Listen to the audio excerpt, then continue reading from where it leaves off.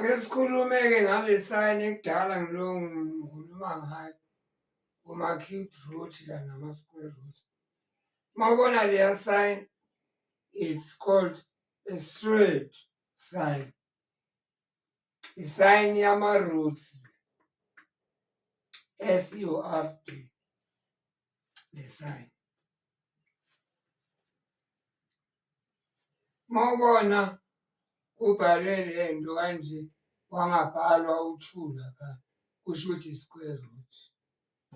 U-2 uma ingabhalwanga i-square root, uma ibhaliwe i-square root futhi. Kwangabi i-square root, kuzobhalwa-ke noma i-cube root noma i-fourth root. Lana nje njengoba kuno-3 i-cube root, la njengoba kuno-4 i-fourth root. Right.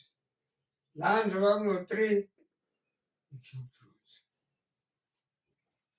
Okay. Manje-ke ake sibukeke la. Sithe i-square root sa-5 squared u-5. Simthole kanjani? Sithathe loya power ongaphakathi, samdivayida ngalo ongaphandle, kuthi square root 2/2. U-5 to the 2/2. 2/2 u-1 kwakhipha u-5. Asibuke nayo i-cube root. Cube root ka-2 to the 3rd. Base u-2, 3 ongaphakathi simbeka phezulu, ongaphandle simbeka phansi. 3/3 u-1 kwaphuma u-2. Lokho kusipha umthetho omusha-ke wama-exponents manje. Othi i-y root ka-a to the power x, kusho ukuthi u-a le base, u-x somdivayida ngo-y lo ngaphandle.